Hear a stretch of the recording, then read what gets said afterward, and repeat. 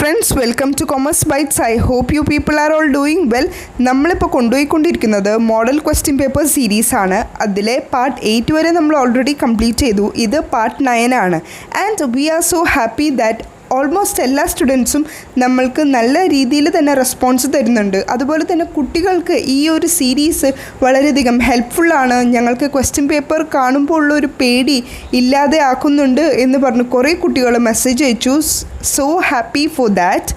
And here is your 7 questions of today's. Okay, ഒരു കാര്യം കൂടി ഞാൻ നിങ്ങളെ ഓർമ്മിപ്പിച്ചോട്ടെ. നിങ്ങൾ ജസ്റ്റ് വീഡിയോസ് കണ്ട് അതിൽ ലെക്ചർ നോട്ട് മാത്രം എഴുതിയെടുക്കുന്ന ശീലം മാത്രമാകരുത്. നിങ്ങൾ നോട്ട് എഴുതുന്ന ഈ ലെക്ചർ നോട്ട്സ് റിവ്യൂ ചെയ്തുകൊണ്ടിരിക്കണം. ഓക്കെ, ഡൗൺ ചെയ്യുന്ന കാര്യങ്ങൾ റിപ്പീറ്റ് ചെയ്ത് മനസ്സിലായോ? ഈ നോട്ട് ഡൗൺ ചെയ്യുന്ന എല്ലാ കാര്യങ്ങളും നിങ്ങളുടെ വിരൽത്തുമ്പിൽ ഉണ്ടാവണം. എന്നാൽ മാത്രമാണ് നമുക്ക് ക്വസ്റ്റ്യൻ പേപ്പർ കാണുമ്പോൾ ഓക്കെ ഇതാണ് ഇതിൻ്റെ ആൻസർ എന്ന് പറഞ്ഞ് വേഗം ആ ഒരു ആൻസർ നമുക്ക് ലോക്ക് ചെയ്യാൻ പറ്റുള്ളൂ. ഓക്കെ, സോ കീപ്പ് റിവ്യൂയിങ് ആണ് ഏറ്റവും ഇമ്പോർട്ടൻ്റ് ആയിട്ടുള്ള factor. Okay, so let's move to our question paper series. So moving to our first question, test aimed at identifying students' specific strength and weakness in learning is termed as. Options are option A achievement test, option B class test, and option C diagnostic test, and option D formative test. ഇവിടെ 4 ടെസ്റ്റിൻ്റെ കാര്യം പറഞ്ഞിട്ടുണ്ട്. Here the answer will B diagnostic test. Diagnostic ടെസ്റ്റും different types of ടെസ്റ്റും ഞാൻ already video ഇട്ടിട്ടുണ്ട്. Daily top mini സീരീസിൽ നിങ്ങൾ search ചെയ്ത് കഴിഞ്ഞാൽ നിങ്ങൾക്ക് കാണാം. ആൻഡ് എനിക്ക് നിങ്ങളോട് പറയാനുള്ളത്, ഈ ഡയഗ്നോസ്റ്റിക് ടെസ്റ്റിൻ്റെ അടുത്ത് തന്നെ നിങ്ങളൊന്ന് നോട്ട് ഡൗൺ ചെയ്തോളൂ. അതായത് നമ്മളുടെ ക്വസ്റ്റ്യനിൽ ഇപ്പോൾ identifying students specific strengthen and weakness, സ്ട്രെങ്തനും വീക്ക്നെസ്സും ഒരു ക്വസ്റ്റ്യനിൽ നിങ്ങൾ കണ്ടിട്ടുണ്ടെങ്കിൽ അത് ഉറപ്പിച്ചോ, അതിൻ്റെ ആൻസർ ഡയഗ്നോസ്റ്റിക് ടെസ്റ്റ് തന്നെയായിരിക്കും. കാരണം ഡയഗ്നോസ്റ്റിക് ടെസ്റ്റിനാണ് അവിടെ സ്ട്രെങ്തനും വീക്ക്നെസ്സും നമുക്ക് ഐഡൻറ്റിഫൈ ചെയ്യാൻ പറ്റുന്നത്. ഓക്കെ, ഇപ്പോൾ ഓപ്ഷനിൽ പറഞ്ഞു അച്ചീവ്മെൻറ്റ് ടെസ്റ്റ്. അച്ചീവ്മെൻറ്റ് ടെസ്റ്റ് എന്ന് പറഞ്ഞാൽ എന്താ? നമ്മൾ എന്തെങ്കിലും ഒരു കാര്യം അച്ചീവ് ചെയ്തു എന്നുള്ള ഒരു ടെസ്റ്റ് നടത്തുന്നതിനെയാണ് അച്ചീവ്മെൻറ്റ് ടെസ്റ്റ് എന്ന് പറയുന്നത്. To measure the skills and knowledge learned in the given level. നമുക്ക് ആ തന്നിരിക്കുന്ന ഗിവൺ ലെവലിൽ നമ്മൾ എത്രത്തോളം സ്കിൽസും നോളജും അച്ചീവ് ചെയ്തു, എത്രത്തോളം നമ്മൾ പഠിച്ചു എന്നൊക്കെ ഉള്ളത് ചെക്ക് ചെയ്യാൻ വേണ്ടിയിട്ടാണ് അച്ചീവ്മെൻറ്റ് ടെസ്റ്റ്.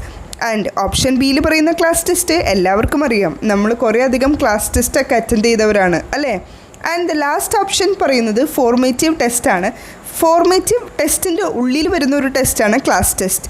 അതിൻ്റെ റീസൺ എല്ലാവർക്കും അറിയാമെന്ന് ഞാൻ വിശ്വസിക്കുന്നു. കാരണം ഫോർമേറ്റീവ് ടെസ്റ്റ് ഒരു ഓൺഗോയിങ് പ്രോസസ്സാണ് കമ്പയറിങ് വിത്ത് സബ്മിറ്റീവ് ടെസ്റ്റ്. സബ്മിറ്റീവ് ടെസ്റ്റും വളരെ ഇമ്പോർട്ടൻ്റ് ആണ്. നിങ്ങൾ മിസ് ഔട്ട് ചെയ്തിട്ടുണ്ടെങ്കിൽ എന്തായാലും കണ്ടിരിക്കുന്ന 2 ടോപ്പിക്കാണ് ഫോർമേറ്റീവ് അസസ്മെൻറ്റും അതുപോലെ തന്നെ സബ്മിറ്റീവ് അസസ്മെൻറ്റും. ഞാനിത് ഇത്ര സ്ട്രെസ് ചെയ്ത് പറയാൻ കാരണം അത്ര ഇമ്പോർട്ടൻ്റ് ആണെന്ന് നിങ്ങൾ ആലോചിച്ചോളൂ. കാരണം ഫോർമേറ്റീവ് ടെസ്റ്റും സബ്മിറ്റീവ് അസസ്മെൻറ്റും it is a very very important topic. Okay, formative assessment എന്ന് പറഞ്ഞാൽ ഓൺഗോയിങ് ടൈമിൽ കണ്ടക്ട് ചെയ്യുന്ന ടെസ്റ്റാണ് ഫോർമേറ്റീവ് ടെസ്റ്റ് എന്ന് പറയുന്നത്. അതുപോലെ ഇപ്പോൾ സബ്മിറ്റീവ് ടെസ്റ്റ് എന്ന് പറയുന്നത് നമ്മളുടെ Onam exam, Christmas exam, annual exam, അതായത് നമ്മൾക്കൊരു എൻഡ് റിസൾട്ട്, അതിൽ നമുക്ക് വേറെ ഒന്നും ചെയ്യാൻ പറ്റില്ല, ഇമ്പ്രൂവ്മെൻറ്റ്സ് ഒന്നും ചെയ്യാൻ പറ്റില്ല. പക്ഷേ ഫോർമേറ്റീവ് ടെസ്റ്റിൽ ഇപ്പം നമുക്കൊരു ക്ലാസ് ടെസ്റ്റ് മന്ത്ലി കണ്ടക്ട് ചെയ്തു. അപ്പം നമ്മൾക്ക് മനസ്സിലായി ഇത്ര കുട്ടികളാണ് കുറച്ച് പുറകോട്ട് നിൽക്കുന്നത്. അപ്പോൾ ആ കുട്ടികളെ നമ്മൾ മുന്നോട്ട് കയറ്റി കൊണ്ടുവരണം എന്നുള്ളത് നമുക്ക് ഇമ്പ്രൂവ് ചെയ്യാൻ പറ്റും. ഓക്കെ, സോ അതാണ് ഫോർമേറ്റീവ് ടെസ്റ്റും അതുപോലെ തന്നെ സബ്മിറ്റീവ് ടെസ്റ്റിൻ്റെ difference. I hope you people get it right. So let's move to the next question. Question number 2, concept of zone of proximal development given by ZPD. ഞാൻ പലപ്പോഴായി നിങ്ങളോട് നോട്ട് ചെയ്യാൻ പറഞ്ഞിട്ടുള്ളൊരു ടേമാണ്. ഈ ഒരു ടേമിൻ്റെ മീനിങ് എന്താണെന്ന് വെച്ച് കഴിഞ്ഞാൽ വാട്ട് ഈസ് അൺനോൺ എന്നിട്ട് ഒരു സ്ലാഷ് ഇട്ടിട്ട് zone of proximal development and what is known. ആ എന്താണ് നമുക്കറിയാത്തത്, എന്താണ് നമ്മൾക്കറിയുന്നത്, അത് തമ്മിലുള്ള ആ ഒരു ഗ്യാപ്പിനെയാണ് സോൺ ഓഫ് പ്രോക്സിമൽ ഡെവലപ്മെൻറ്റ് എന്ന് പറയുന്നത്. ഓക്കെ, സോ ഇത് ആരുടെ കോൺസെപ്റ്റാണ് എന്നാണ് നമ്മളോട് ക്വസ്റ്റ്യനിൽ ചോദിച്ചിട്ടുള്ളത്. നമുക്ക് ഓപ്ഷൻസ് ഒന്ന് നോക്കാം. ഓപ്ഷൻസിൽ option A Chomsky, option B Vygotsky, option C D and option D Pavlov. Here the answer will be Vygotsky. വൈഗോട്സ്കിയുടെ കുറച്ചധികം പോയിൻറ്റ്സ് ഞാൻ നിങ്ങളോട് പലതവണയും റിപ്പീറ്റ് ചെയ്ത് പറയുന്നു. എനിക്കറിയില്ല എത്ര സ്റ്റുഡൻസ് അത് അത്ര ഇമ്പോർട്ടൻസിൽ എടുക്കുന്നുണ്ട് എന്നുള്ളത്. Socio cultural theory, social interaction കുട്ടികളെ എംഫസൈസ് ചെയ്യും, കുട്ടികളുടെ ഡെവലപ്മെൻറ്റിനെ എംഫസൈസ് ചെയ്യും. ലാംഗ്വേജ്, കൾച്ചർ, ഇത് ഞാനിങ്ങനെ റിപ്പീറ്റ് ചെയ്ത് പറയാൻ തുടങ്ങിയിട്ട് കുറേ കാലങ്ങളായി. എത്ര പേര് ഇത് നോട്ട് ഡൗൺ ചെയ്ത് പഠിക്കുന്നുണ്ട് എന്നെനിക്കറിയില്ല. പക്ഷേ I can give you 100% sure that വൈഗോട്സ്കിയുടെ ഒരു ക്വസ്റ്റ്യൻ മസ്റ്റാണ്. ഓക്കെ, സോ അദ്ദേഹത്തിൻ്റെ ആ ഒരു തിയറിയിൽ വരുന്ന ഒരു കോൺസെപ്റ്റാണ് zone of proximal development. Okay, and നമുക്ക് ഓപ്ഷൻ എയിൽ പറഞ്ഞ ചോംസ്കിയിൽ പറയുന്നത് തിയറി ഓഫ് ലാംഗ്വേജ് ഡെവലപ്മെൻ്റ് ആണ്. സോ അദ്ദേഹത്തിൻ്റെ ഫുൾ നെയിം എന്ന് പറയുന്നത് നൗം ചോംസ്കി ആണ്. He is a credible linguistic and expert in language development. Language develop ചെയ്യാൻ ഒരു എക്സ്പേർട്ടാണ്. He suggest that the children are born with an innate ability to learn language. അദ്ദേഹം പറയുന്നത്, അദ്ദേഹത്തിൻ്റെ തിയറിയിലൂടെ പറയുന്നത്, കുട്ടികൾ ജനിക്കുമ്പോൾ തന്നെ അവർക്കൊരു എബിലിറ്റി ഉണ്ട്, ലാംഗ്വേജ് പഠിക്കാനുള്ള ഒരു എബിലിറ്റി ഉണ്ട്. So the key principle of Chomsky model of language acquisition ആണ്. ലാംഗ്വേജ് അക്വിസിഷൻ ആണ്. May be question may be as like ചോംസ്കിയുടെ ഏറ്റവും വലിയ ഇമ്പോർട്ടൻ്റ് ആയിട്ടുള്ള ഒരു കാര്യം, ഒരു പ്രിൻസിപ്പിൾ എന്താണെന്ന് നമുക്ക് ചോദിക്കാം. ഓക്കെ, ക്വസ്റ്റ്യനിൽ വരാം. സോ അദ്ദേഹത്തിൻ്റെ ഏറ്റവും വലിയ ഇമ്പോർട്ടൻ്റ് ആയിട്ടൊരു പ്രിൻസിപ്പിൾ എന്ന് പറയുന്നത് ലാംഗ്വേജ് അക്വിസിഷൻ ആണ്. ചോംസ്കിനെ ഓർത്തു കഴിഞ്ഞാൽ ഇത്രമാത്രം ആലോചിച്ചാൽ മതി. ലാംഗ്വേജ് ഡെവലപ്പ് ചെയ്യാനാണ് അദ്ദേഹം എക്സ്പേർട്ട്. അതുപോലെ തന്നെ ലാംഗ്വേജ് അക്വിസിഷനാണ് അദ്ദേഹം പറഞ്ഞിട്ടുള്ളത്. ഓക്കെ, ആൻഡ് പിന്നെ പറഞ്ഞിട്ടുള്ള മറ്റൊരു കാര്യം, everyone is born with the capacity to develop and learn any language. എന്ത് ലാംഗ്വേജ് പഠിക്കാനും എല്ലാ മനുഷ്യന്മാരും ഈക്വലി ഏബിൾഡ് ആണ് എന്നാണ് അദ്ദേഹം നൗം ചോംസ്കി പറഞ്ഞിട്ടുള്ളത്. ആൻഡ് ഡ്യൂയിനെ നമുക്കറിയാം, John Dewey which was a pragmatist, and Ivan Pavlov which was the propounder of classical conditioning. ഇതിനെപ്പറ്റി ഞാൻ കൂടുതലായിട്ട് പറയുന്നില്ല, കാരണം എല്ലാവർക്കും അറിയാം ക്ലാസിക്കൽ കണ്ടീഷനിങ്. ഈവൻ നിങ്ങളിപ്പോൾ കണ്ടിട്ടില്ല എങ്കിൽ ഡെയിലി ടോപ്പ് മിനി സീരീസിൽ കയറി സെർച്ച് ചെയ്താൽ മതി. ക്ലാസിക്കൽ കണ്ടീഷനിങ് ഇവാൻ പാവ്ലോവ് എന്ന് നല്ല രീതിയിൽ തന്നെ എക്സ്പ്ലെയിൻ ചെയ്ത് തന്നത് പോയിട്ടുണ്ട്. Okay, so let's move to the next question. Question number 3, thinking about thinking is known as. The answer will be, let's check out first what are the options. Option A പറയുന്നത് cognition, option B metacognition, and option C loud thinking, and option D that is rethinking. So here the answer will be metacognition. Metacognitionലാണ് thinking about thinkingനെ പറ്റി പറയുന്നത്. നമ്മൾക്ക് ഈ 4 ടേംസിനെ പറ്റി ഒരു quick review നടത്താം. Okay, cognition ഞാൻ പലപ്പോഴും നമ്മളുടെ വീഡിയോസിൽ മെൻഷൻ ചെയ്തിട്ടുണ്ട്. അതായത് അതൊരു മെൻ്റൽ പ്രോസസ്സാണ് involve in gaining knowledge and comprehension. നമ്മൾക്ക് നോളജ് കിട്ടുന്ന ആ ഒരു മെൻ്റൽ പ്രോസസ്സിനെയാണ് കോഗ്നിഷൻ എന്ന് പറയുന്നത്. Cognitive process includes thinking, knowing, remembering, judging and problem solving. Cognition എന്ന് പറയുമ്പോൾ നിങ്ങളുടെ മൈൻഡിലേക്ക് ആദ്യം ഓടിയെത്തേണ്ട വാക്ക് എന്താണെന്നറിയോ? തിങ്കിങ് എന്നാണ്. അതായത് നമ്മൾ ആ ഒരു ക്രിയേറ്റീവായിട്ട് തിങ്ക് ചെയ്യുന്നു, അല്ലെങ്കിൽ അറിയുന്നു, ഓർക്കുന്നു, അങ്ങനെയുള്ള വേർഡ്സാണ് കോഗ്നിഷൻ്റെ മറ്റ് ടേംസ് എന്ന് പറയുന്നത്. സോ കോഗ്നിഷൻ എന്താണ് എന്നുള്ളത് നിങ്ങൾക്ക് എല്ലാവർക്കും മനസ്സിലായി എന്ന് ഞാൻ വിശ്വസിക്കുന്നു. ആൻഡ് മെറ്റാകോഗ്നിഷൻ ഇപ്പോൾ പറഞ്ഞു thinking about thinking. Okay, thinking about one's thinking, മറ്റൊരാളുടെ തിങ്കിങ്ങിനെ കുറിച്ച് നമ്മൾ ചിന്തിക്കുന്നു, അതാണ് മെറ്റാകോഗ്നിഷൻ എന്ന് പറയുന്നത്. I hope it's clear. It refers to the process used to plan, monitor and assess one's understanding and performance. എങ്ങനെയാണ് മറ്റൊരാൾ തിങ്ക് ചെയ്യുന്നത് എന്ന് നമ്മൾ ചിന്തിക്കില്ലേ, ആ ഒരു പ്രോസസ്സാണ് metacognition. And it includes a critical awareness of one's thinking and learning and one's as well as the thinker and learner. ഇത്രേ ഉള്ളൂ. മെറ്റാകോഗ്നിഷൻ എന്ന് പറയുമ്പോൾ തിങ്കിങ് അബൌട്ട് വൺസ് തിങ്കിങ്, മറ്റൊരാളുടെ തിങ്കിങ്ങിനെ നമ്മൾ തിങ്ക് ചെയ്യുന്നതിനെയാണ് മെറ്റാകോഗ്നിഷൻ എന്ന് പറയുന്നത്. And the next term, so ഇനി നമുക്ക് ലൗഡ് തിങ്കിങ് എന്താണെന്ന് നോക്കാം. അല്ലേ, നമ്മൾ കുറച്ചൊക്കെ മൂവീസിൽ കണ്ടിട്ടുണ്ട്, ചില ആൾക്കാരിങ്ങനെ ആലോചിക്കായിരിക്കും, പക്ഷേ അവർ ഓട്ടോമാറ്റിക്കലി പറഞ്ഞു പോകും. അല്ലേ, കുറച്ചധികം മലയാളം മൂവീസിൽ ഒരു കോമഡി രീതിയിൽ അവർ ഈ ഒരു ലൗഡ് തിങ്കിങ്ങിനെ എക്സ്പ്രസ് ചെയ്തിട്ടുണ്ട്. ആ സെയിം സംഭവം തന്നെയാണ് ഈ ലൗഡ് തിങ്കിങ്. അതായത് അവരുടെ മൈൻഡിൽ തന്നെയായിരിക്കും പറയുന്നത്, പക്ഷേ ഓട്ടോമാറ്റിക്കലി അവർ പറഞ്ഞു പോകും. സോ അതാണ് loud thinking. And option D rethinking, നമ്മളൊരു കാര്യം ഒന്നും കൂടെ നമ്മൾ ആലോചിക്കുന്നു എന്നുള്ളതാണ് rethinking. Okay, so without much delay let's move to the next question. Okay, So the next question is question number 4. A teacher who plans ahead and prepare for the time where class decisions have to be made. അതായത് ഒരു teacher നേരത്തെ കൂട്ടി കാര്യങ്ങൾ തീരുമാനിക്കുന്ന ആ ഒരു type of ടീച്ചറിനെ എന്താണ് വിളിക്കുന്നത് എന്നാണ് ഇവിടെ ക്വസ്റ്റ്യനിൽ ചോദിച്ചിട്ടുള്ളത്. സോ ഓപ്ഷൻസ് 4 ഉണ്ട്. Proactive teacher, reactive teacher, special teacher and option D resource teacher. So proactive ടീച്ചറാണ് ഈ ഒരു പെർട്ടിക്കുലർ ക്വസ്റ്റ്യൻ്റെ ആൻസർ. അതായത് പ്രൊആക്റ്റീവ്, മുൻകൂട്ടി കാര്യങ്ങൾ തീരുമാനിക്കുക. ഓക്കെ, സോ ഈ ഒരു പ്രൊആക്റ്റീവ് ടൈപ്പ് ഓഫ് ടീച്ചറാണ് who acts in advance to deal with expected difficulty. എന്തെങ്കിലും ഒരു ഡിഫിക്കൽട്ടി നമുക്ക് വരും എന്ന് വിചാരിച്ച് നമ്മൾ ആ ഒരു കാര്യത്തിന് ഡീൽ ചെയ്യാൻ വേണ്ടിയിട്ട് കുറച്ച് മുൻകരുതലുകൾ എടുക്കുന്ന ആ ഒരു പെർട്ടിക്കുലർ ടീച്ചറിനെയാണ് പ്രൊആക്റ്റീവ് ടീച്ചർ എന്ന് പറയുന്നത്. ഓക്കെ, അതുപോലെ തന്നെ ഇനി ഓപ്ഷൻ ബിയിൽ പറയുന്ന reactive teacher. Reactive teacher the teacher reacts to the student trying out things and dynamically tailors the teaching experience. നല്ല രീതിയിൽ തന്നെ ആ ഒരു ടീച്ചിങ് എക്സ്പീരിയൻസ് നമ്മൾ ക്രിയേറ്റ് ചെയ്തെടുക്കും. ഓക്കെ, ആ ടൈപ്പ് ഓഫ് ടീച്ചിങ് ആണ് റിയാക്റ്റീവ് ടീച്ചർ എന്ന് പറയുന്നത്. മോസ്റ്റ് ഓഫ് ദ പേഴ്സൺസിൽ നോക്കിക്കഴിഞ്ഞാൽ ഈ പ്രൊആക്റ്റീവ് ടീച്ചറും അതുപോലെ തന്നെ റിയാക്റ്റീവ് ടീച്ചറിൻ്റെ ഒരു കോമ്പിനേഷൻ ആയിരിക്കും.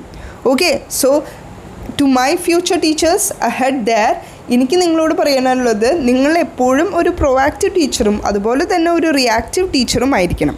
ഓക്കെ, കുറച്ചൊക്കെ പ്ലാനിങ് നമുക്ക് വേണം ആൻഡ് ബാലൻസ് നമ്മൾക്ക് അറ്റ് ദ ടൈം നമ്മൾ ആ കുട്ടികളെ പഠിപ്പിക്കുന്ന ടൈമിൽ നമുക്ക് ആ കുട്ടികളെ കൊണ്ട് ചെയ്യിപ്പിക്കേണ്ട കാര്യങ്ങളും അങ്ങനെ ഇങ്ങനെ നമ്മൾ ക്രിയേറ്റ് ചെയ്തെടുക്കും. Okay, so try to be a proactive teacher as well as a reactive teacher. And പിന്നെ പറയുന്ന സ്പെഷ്യൽ ടീച്ചർ, സ്പെഷ്യൽ സ്റ്റുഡൻസ് എന്ന് നമ്മൾ കേട്ടിട്ടുണ്ട്, സ്പെഷ്യൽ ചിൽഡ്രൻ എന്ന് കേട്ടിട്ടുണ്ട്. സോ അതുപോലെയുള്ള സ്റ്റുഡൻസിനെ, അതുപോലെയുള്ള ചിൽഡ്രനെ ഡീൽ ചെയ്യുന്ന ടീച്ചേഴ്സിനെയാണ് സ്പെഷ്യൽ ടീച്ചേഴ്സ് എന്ന് പറയുന്നത്.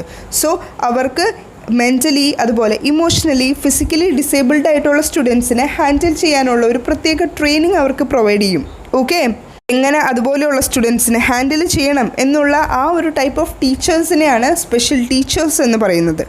ആൻഡ് അതുപോലെ തന്നെ ഇനി ഓപ്ഷൻ ഡി പറയുമ്പോൾ resource teacher. The role of a resource teacher is to assist the class teacher and to provide additional 1-to-1 support for the children for the moderate learning difficulties. ഇപ്പോൾ ഒരു ടീച്ചറിന് ഒരു മെയിനായിട്ടൊരു teacher ഉണ്ടാവും, ആ ടീച്ചറിനെ assist ചെയ്യുന്ന ആ ഒരു ടൈപ്പ് ഓഫ് ടീച്ചറിനെയാണ് റിസോഴ്സ് ടീച്ചർ എന്ന് പറയുന്നത്. നമ്മളുടെ സ്കൂളിൽ അങ്ങനെ കണ്ടുവന്നിട്ടില്ല, ഇറ്റ്സ് അബ്രോഡ്. അവരാണ് ഈ ഒരു കൈൻഡ് ഓഫ് ടീച്ചർ ഫോളോ ചെയ്യുന്നത്. സോ കുട്ടികൾക്ക് എന്തെങ്കിലും ഒരു ടൈപ്പ് ഓഫ് ഡിഫിക്കൽട്ടി ഉണ്ട്, അല്ലെങ്കിൽ ആ കുട്ടികളെ കുറച്ചും കൂടെ കൂടുതലായിട്ട് കെയർ ചെയ്യണം എങ്കിൽ ഈ ഒരു റിസോഴ്സ് ടീച്ചറായിരിക്കും അവരെ കുറച്ചും കൂടെ ഒന്ന് ഹാൻഡിൽ ചെയ്യുന്നത്. Okay, he or she will be responsible for monitoring and assessing the recording and the progress of the child along with the class room teacher. So ഇപ്പോൾ എന്തെങ്കിലും ഒരു ഡിഫിക്കൽട്ടി ഉള്ള ഒരു സ്റ്റുഡൻ്റ് ഉണ്ട് നമ്മുടെ ക്ലാസ്സിലെങ്കിൽ ഈ ഒരു റിസോഴ്സ് ടീച്ചറായിരിക്കും ആ കുട്ടിയുടെ ഫുൾ റെസ്പോൺസിബിലിറ്റി നോക്കി ആ കുട്ടിയുടെ പ്രോഗ്രസ്സും എല്ലാം റെക്കോർഡ് ചെയ്ത് എത്രത്തോളം ആ കുട്ടി പ്രോഗ്രസ് ചെയ്തു, ഇനി എത്രത്തോളം ആകാനുണ്ട് എന്നുള്ളതൊക്കെ ചെക്കൗട്ട് ചെയ്യുന്നത് ഈ ഒരു റിസോഴ്സ് ടീച്ചറായിരിക്കും. ഓക്കെ, സോ ഹിയർ ഇവിടെ നമ്മളോട് ക്വസ്റ്റ്യൻ ചോദിച്ചിട്ടുള്ളത് എന്താ, ഹൂ പ്ലാൻസ് അഹെഡ് എന്നാണ്. So the answer will be option A, that is proactive teacher. So let's move to the next question.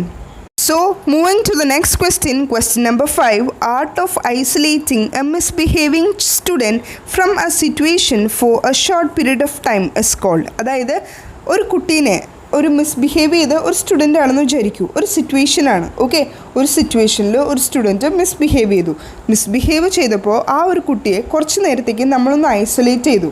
Okay, നമ്മളിപ്പോൾ ക്ലാസ്സിൽ നമ്മൾ കുറേ കാലം ക്ലാസ്സിലൊക്കെ ഇരുന്നിട്ടുള്ളവരാണ്. സോ നമ്മൾക്കറിയാം, നമ്മൾ എന്തെങ്കിലും ഒരു തെറ്റായ ഒരു കാര്യം ചെയ്തു കഴിഞ്ഞാൽ മാം നമ്മളോട് പറയും stand at the back side അല്ലെങ്കിൽ come in to the front side എന്നുള്ള രീതിയിൽ നമ്മൾ പറയും.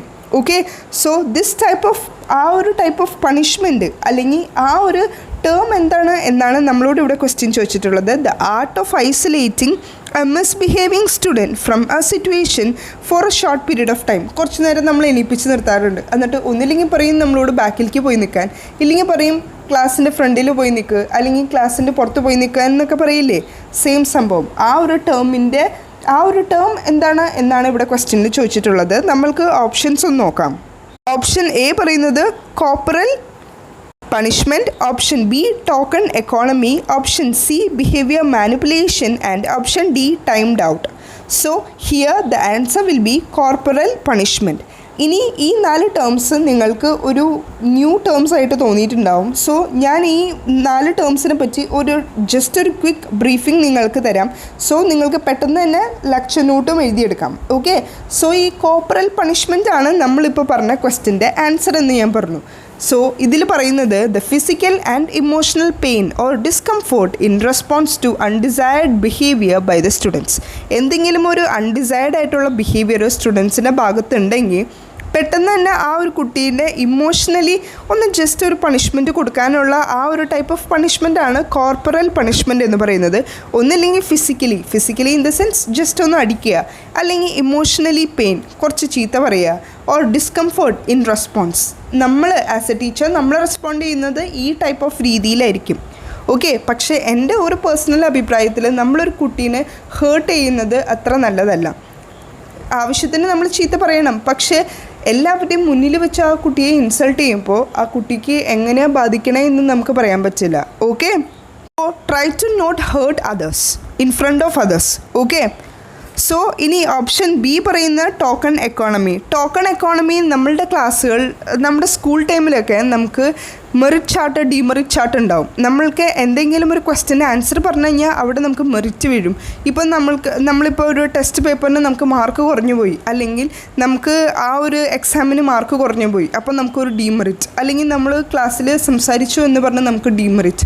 സോ ഇതിനെയാണ് ടോക്കൺ എക്കോണമി എന്ന് പറയുന്നത്. അത് ശരിക്കും പറഞ്ഞു കഴിഞ്ഞാൽ ഒരു മെറിറ്റ് ചാർട്ടിനെയാണ് ഇത് കൂടുതൽ ഫോക്കസ് ചെയ്യുന്നത്. ഇതൊരു പോസിറ്റീവ് റീൻഫോഴ്സ്മെൻറ്റ് എന്നുള്ള രീതിയിലാണ്. അല്ലെങ്കിൽ കുട്ടികൾക്ക് ഒരു സ്റ്റാർ കൊടുക്കുക, സ്റ്റിക്കർ കൊടുക്കുക, സ്മൈലി ഫേസസ് കൊടുക്കുക, ഒരു ടോക്കണായിട്ട് ഒരു ഗിഫ്റ്റായിട്ട് കൊടുക്കില്ലേ, അത് തന്നെയാണ് token of economy. And next one is behaviour manipulation എന്ന് പറയുന്നത് social influence that aims to change behaviour or perception of others through indirect perception. And last option എന്ന് പറയുന്നത് ടൈംഡ് ഔട്ട് എന്ന് പറയുമ്പോൾ it is a physical or verbal aggression or taking away something dear to the child. ആ കുട്ടിക്ക് ഇഷ്ടമുള്ള എന്തെങ്കിലും ഒരു കാര്യം നമ്മൾ മാറ്റി വയ്ക്കുകയാണ്. ഓക്കെ, ഇപ്പോൾ ഒരു കുട്ടിക്ക് ഡോൾ ഇഷ്ടമാണ്, ആ ഒരു ഡോൾ നമ്മൾ മാറ്റി വയ്ക്കുകയാണ്. Temporary separation a person from the environment where unacceptable behaviour occurred. The goal is to remove from the enjoyable environment. ആ ഒരു പെർട്ടിക്കുലർ എൻവയൺമെൻറ്റിൽ നിന്ന് ആ കുട്ടിയെ മാറ്റി നിർത്തുന്ന ആ ഒരു ടൈപ്പ് ഓഫ് എൻവയൺമെൻറ്റിൻ്റെയാണ് ടൈംഡ് ഔട്ട് എന്ന് പറയുന്നത്. Okay, moving to the 6th question, which is the good characteristics of achievement test? Options are guessing power, option B reliability, option C cheaper, and option D rote learning. Here the answer will be option B, that is reliability. ഇത് വായിച്ചപ്പോൾ തന്നെ നിങ്ങൾക്ക് മനസ്സിലായിട്ടുണ്ടാവുമെന്ന് ഞാൻ വിശ്വസിക്കുന്നു. കാരണം achievement test നമ്മുടെ skill മനസ്സിലാക്കുന്ന ഒരു ടെസ്റ്റാണ്. സോ അതിൽ നമ്മൾക്ക് ഗസ്സിങ് പവർ ഒന്നും വർക്കൗട്ട് ആവില്ല, പകരം റിലയബിലിറ്റി തന്നെയായിരിക്കും അവിടെ importance. The degree of accuracy with which an exam test measure what it seeks to measure a given variable. അതായത് ആ ഒരു ടെസ്റ്റ് നമ്മൾ എത്രത്തോളം നല്ല രീതിയിലാണ് അറ്റൻഡ് ചെയ്തത്. ഓക്കെ, ആ ഓൾ ത്രൂ ദ എക്സാം നമ്മൾ എങ്ങനെയാണ് അറ്റൻഡ് ചെയ്തത് എന്നുള്ളതാണ് ആ ഒരു റിലയബിലിറ്റി കൊണ്ട് ഉദ്ദേശിക്കുന്നത്. ആൻഡ് പിന്നെ പറഞ്ഞത് ഓപ്ഷൻ സി ചീപ്പർ, അതല്ല എന്ന് നമുക്ക് 100% അറിയാം. ആൻഡ് ഓപ്ഷൻ ഡിയിൽ പറയുന്നത് റൂട്ട് ലേണിംഗ് എന്താ, ഞാൻ പല പ്രാവശ്യം വീഡിയോസിൽ മെൻഷൻ ചെയ്തിട്ടുണ്ട്. അതായത് it is A process of memorising information based repetition. അതായത് നമ്മളിങ്ങനെ റിപ്പീറ്റ് ചെയ്ത് പഠിക്കില്ലേ, ആ ഒരു ടൈപ്പ് ഓഫ് ലേണിങ്ങിനെയാണ് റൂട്ട് ലേണിംഗ് എന്ന് പറയുന്നത്. ഇപ്പോൾ നമ്മൾക്ക് ഫോൺ നമ്പേഴ്സ്, ഇപ്പോൾ നമ്മുടെ പാരൻസിൻ്റെ അപ്പയുടെയും അമ്മയുടെയും അതുപോലെ തന്നെ നമ്മളുടെ തന്നെ ഫോൺ നമ്പർ അറിയാം. കാരണം എന്താണ്, നമ്മൾ അത് റിപ്പീറ്റ് ചെയ്ത് പറഞ്ഞുകൊണ്ടിരിക്കുകയാണ്. അതുകൊണ്ടാണ് നമ്മൾക്ക് ആ ഒരു ഫോൺ നമ്പേഴ്സ് കാണാതെ അറിയുന്നത്. ഈ ടൈപ്പ് ഓഫ് ലേണിംഗ് ആണ് റൂട്ട് ലേണിംഗ് എന്ന് പറയുന്നത്. Okay, and moving to the last question, that is whose theory deals with puzzle box ആരുടെ തിയറിയിലാണ് ഇൻക്ലൂഡ് ചെയ്തിട്ടുള്ളത്? Options are Skinner, option B Ivan Pavlov, option C Thorndike, and option D Erikson. നിങ്ങൾക്ക് നേരിട്ട് തന്നെ ആൻസറിലേക്ക് പോവാം എന്ന് എനിക്ക് നല്ല വിശ്വാസമുണ്ട്. കാരണം ഓപ്ഷൻ സി ആണ് ആൻസർ, തൊറൻഡിക്. ഞാൻ പല പ്രാവശ്യം പറഞ്ഞിട്ടുണ്ട്, കണക്ഷനിസം എന്ന് പറയുന്ന തിയറിയിൽ പസിൽ ബോക്സിന് ഉള്ള ഇമ്പോർട്ടൻസ് വേറെ ഒന്നിലുമില്ല. സ്കിന്നറിൽ പറയുന്നത് സ്കിന്നറിൻ്റെ തിയറിയിൽ പറയുന്നത് ഓപ്പറൻ കണ്ടീഷനിലാണ്. അവിടെ സ്കിന്നർ ബോക്സ് എന്ന് പറയുന്ന ആ ഒരു ബോക്സ് ഉണ്ട്. അതുപോലെ തന്നെ ഇവാൻ പാവ്ലോവിന് ക്ലാസിക്കൽ കണ്ടീഷനിങ് തിയറിയാണ്. അവിടെ ഡോഗിനെ വെച്ചാണ് എക്സ്പെരിമെൻറ്റ് നടത്തുന്നത്. And the last one is option D, that is Erikson psychosocial theory. So that's it for now. Let's see in the next video. Till then, work hard and study well. Thank you.